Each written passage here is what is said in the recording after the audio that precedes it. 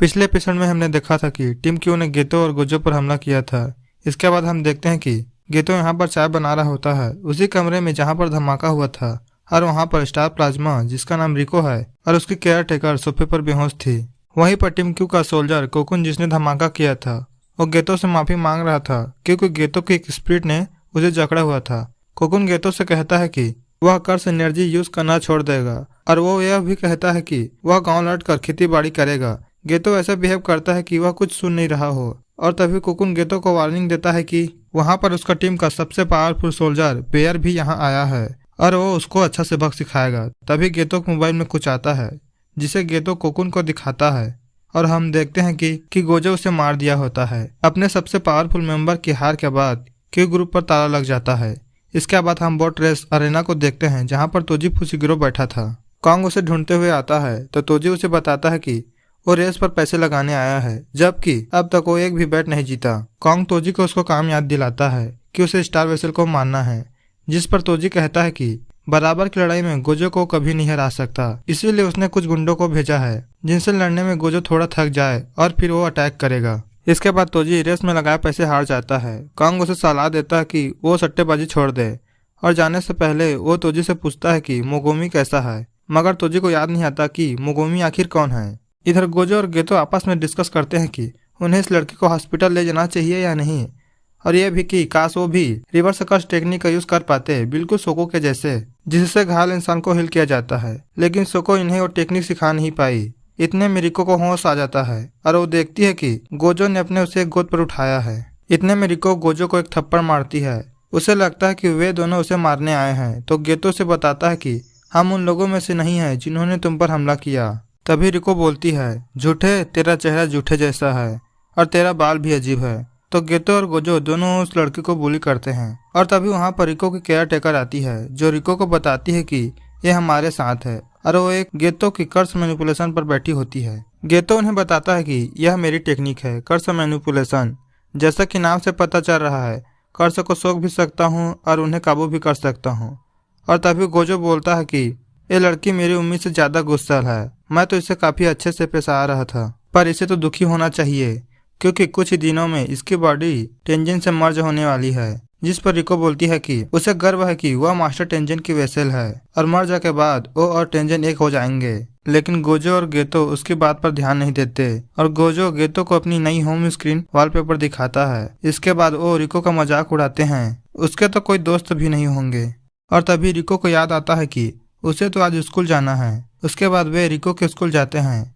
Gojo यागा से पूछते हैं कि उन्हें तो रिको को जुजुत्सु हाई ले जाना चाहिए क्योंकि यहाँ उसकी जान को खतरा है। तो यागा बताता है कि रिको की हर बात माननी होगी क्योंकि यह मास्टर टेंजन का आदेश है। जो सुन गोजो उस लड़के को बिगड़ैल कहती है और गेतो से समझाता है कि मास्टर टेंजन का मर्ज होने के बाद वह अपने दोस्तों और अपने परिवार वालों से नहीं मिल पाएगी, तो उसके आखिरी समय में हमें उसकी विश पूरी करनी चाहिए। मितासो आगे कहती है कि रिको की कोई परिवार नहीं है। जब वो छोटी थी उनका एक्सीडेंट हो गया था, तभी से मितासो ने ही उसे पाल पोस कर बड़ा किया है, इसलिए वह भी चाहती है अपना आखिरी दिन वो अपने दोस्तों के साथ गुजारे।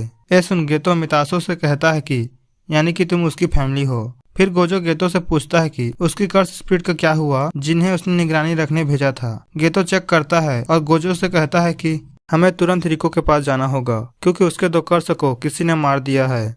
दूसरी तरफ तोजी होटल में बैठकर खाना खा रहा था और टीवी पर रेस देख रहा था। उसने कॉन्ग को कहकर रिको के सर पर बोंटी भी लगवा दी थी, यानी जो भी रिको को मारेगा उसे पैसे मिलेंगे, और इसीलिए कर्स यूजर रिको को मारने उसके स्कूल आ गए थे।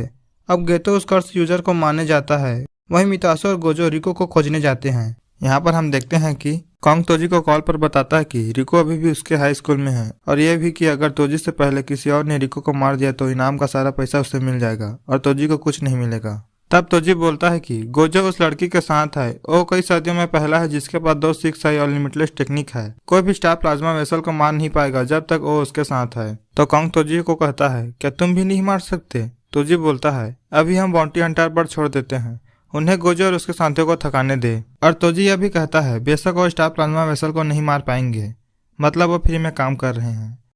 तब कॉन्ग कहता है, ये अच्छी बात है जो तुमने टाइमलेस रखा है। तोजी कहता है, मैं बहुत जल्द सामने आऊंगा।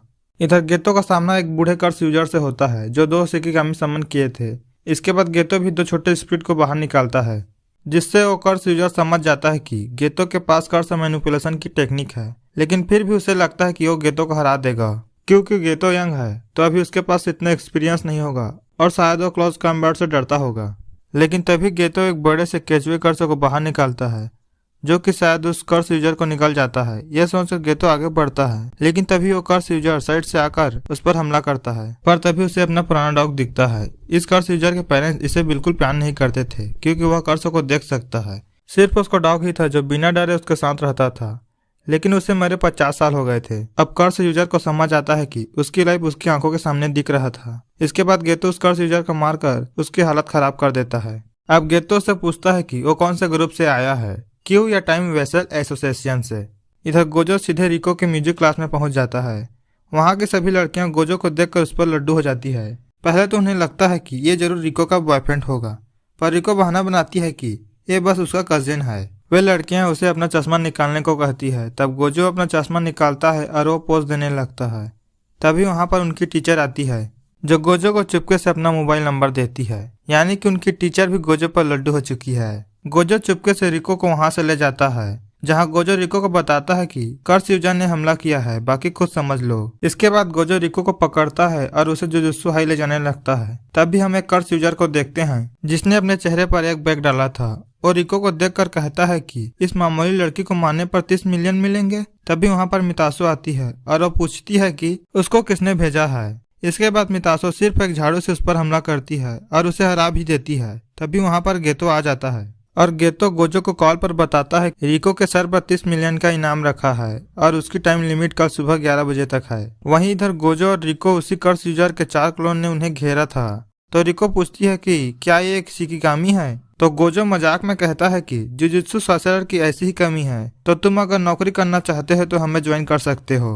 कर्स यूजर को इसमें कोई इंटरेस्ट नहीं था और वो अपना 5वां क्लोन बनाता है। अब गोजो अपनी कर्स टेक्निक से 2 क्लोन को आपस में ही टकरा देता है। इसके बाद 2 और क्लोन गोजो पर हमला करने आते हैं, लेकिन गोजो की इन्फिनिटी की वजह से वो उसे छू भी नहीं पाते और गोजो उन्हें भी मार देता है। इस कर्स यूजर की टेक्निक यही थी कि वो खुद के 5 क्लोन बना सकता है और ये भी डिसाइड कर सकता है कि इन क्लोन में से उसका मेन बॉडी कौन सी होगी। यानी कि अब जो 5वां क्लोन बचा है वही मेन बॉडी है। यूजर पूछता है कि उसे ये कैसे पता चला, जिस पर गोजो बताता है कि उसकी आंखें अच्छी है। इसके बाद गोजो बताने लगता है कि उसकी टेक्निक कैसे काम करती है, जैसे इन्फिनिटी या ब्लू, जिसमें गोजो किसी भी चीज को चुंबक की तरह अट्रैक्ट कर सकता है। अब कर्स यूजर यहाँ से भागने लगता है तो फिर गोजो अपनी टेक्निक ब्लू यूज करता है, जिससे ओ और कर्स यूजर एक जगह पर खींचे चले आते हैं। इसके बाद गोजो अपनी reverse cursed technique red use करने लगता है, लेकिन वो उससे एक्टिवेट ही नहीं होता, क्योंकि गोजो को अब तक रिवर्स कर्स टेक्निक ठीक तरह से नहीं आती। तो गोजो एक सिंपल मुक्का मार के उस कर्स यूजर को हरा देता है। इस पूरी फाइट के दौरान रिको गोजो के साथ ही रहती है और वो गोजो की पावर की वजह से वो उसके साथ साथ उड़ रही थी। तभी उसके मोबाइल पर एक मैसेज आता है, जिसे देखकर वो चौंक जाती है, क्योंकि मितासो को किसी ने किडनैप कर लिया था। और ये एपिसोड यहीं पर समाप्त होता है।